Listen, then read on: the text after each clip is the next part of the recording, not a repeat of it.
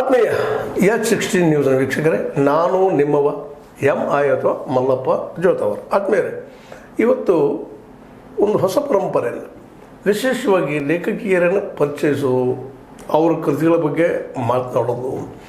ಏಕೆಂದರೆ ಈಗ ನಿಮಗೆ ಗೊತ್ತಿದ್ದ ಮಾತದ, ವಿಶೇಷವಾಗಿ ಲೇಖಕಿಯರು ಈ ನೆಲದಲ್ಲಿ ಹುಟ್ಟುವುದು ಭಾಳ ಕಡಿಮೆ.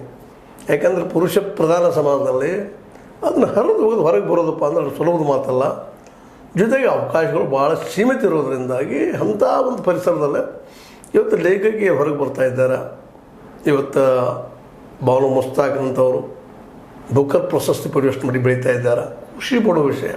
ಕನ್ನಡದಲ್ಲಿ ಯಾರಿಂದಲೂ ಸಾಧ್ಯ ಆಗದ ಕೆಲಸವನ್ನು ಅವ್ರು ಮಾಡಿದ್ದಾರೆ. ಅಂಥ ಒಂದು ಬಳಗ ನಿಧಾನಕ್ಕೆ ಜಾಗೃತಿಗೊಳ್ಳೋ ಸಮಯದಲ್ಲೇ ನಮ್ಮ ನಾಡಿನ ವಿಶೇಷವಾಗಿ ಕತೆ, ಕವನ, ಕಾದಂಬರಿ ಇನ್ನೂ ಸಹ ಬರದ ಆದಷ್ಟು ಜನರ ಹತ್ತಿರ ಹೋಗುವಂಥ ಒಬ್ಬ ಲೇಖಕಿ, ಒಬ್ಬ ಕವಿ, ಒಬ್ಬ ವಿಮರ್ಶಕಿ, ಜೊತೆಗೆ ಒಬ್ಬ ಆಡಳಿತಗಾರತಿ, ಅನೇಕ ಮುಖಗಳನ್ನು ಹೊಂದಿದಂತೆ ಹೆಣ್ಣುಮಗಳು.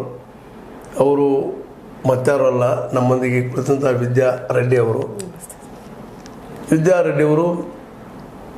ಈಗಾಗಲೇ 6 ಕೃತಿಗಳನ್ನು ಬಿಡುಗಡೆ ಮಾಡಿದ್ದಾರೆ. ಮತ್ತು ವಿಮರ್ಶಕರಿಂದ, ಅದಕ್ಕಿಂತ ಮುಖ್ಯವಾಗಿ ಸಹೃದಯರಿಂದ ಮಾನ್ಯತೆ ಪಡೆದವರಾಗ್ಯಾರ. ಅಂಥವ್ರ ಬಗ್ಗೆ ಒಂದಿಷ್ಟು ಮೊದಲು ಅವ್ರ ಬಗ್ಗೆ ಒಂದಿಷ್ಟು ಪರಿಚಯ ಇವತ್ತು. ಅವ್ರು ಏನು ಮಾಡಿದರು, ಹೆಂಗೆ ಬೆಳೆದ್ರು, ಯಾಕೆ ಈ ಫೀಲ್ಡಿಗೆ ಬಂದರು, ಮತ್ತು ಸಾಹಿತ್ಯದ ಬಗ್ಗೆ ಯಾಕೆ ಹೊರಗೆ ಬಂತು, ಚುಟುಕುಗಳ ಬಗ್ಗೆ ಯಾಕೆ ಹೊರಗೆ ಬಂತು ಅನ್ನೋದ್ರ ಬಗ್ಗೆ ಒಂದಿಷ್ಟು ಮಾತುಕತೆ. ಮೇಡಮ್, ಅವ್ರ ಮಧ್ಯದಾಗಿ ನಾನು ನಿಮ್ಗೆ ಕೇಳೋದು ಇಷ್ಟ, ಈ ಫೀಲ್ಡ್ ಯಾಕೆ ಆಯ್ಕೆ ಮಾಡ್ಕೊಂಡ್ರಿ?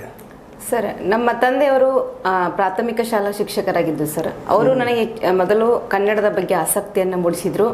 ಅದೇ ರೀತಿ ಓದುವ ಹುಚ್ಚನ್ನು ಮತ್ತು ಕಿಚ್ಚನ್ನು ಬೆಳೆಸಿದರು ನಮ್ಮ ತಂದೆಯವರು.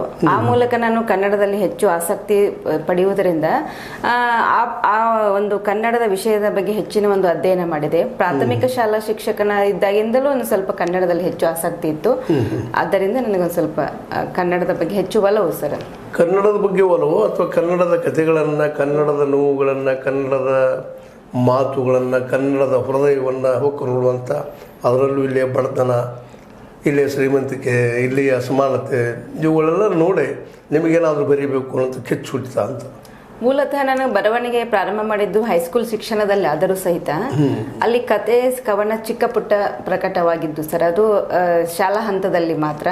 ಆದರೆ ನಾನು ಡಿಗ್ರಿ ಮುಗಿಸಿ 2010ರಲ್ಲಿ KS ಮುಖ್ಯ ಪರೀಕ್ಷೆ ಬರೆಯುವಂತ ಒಂದು ಹಂತದಲ್ಲಿ ಅಲ್ಲಿ ಕನ್ನಡ ವಿಷಯವನ್ನ ನಾನು ಮುಖ್ಯ ವಿಷಯವನ್ನಾಗಿ ಆಯ್ದುಕೊಂಡಿದ್ದೆ ಸರ್.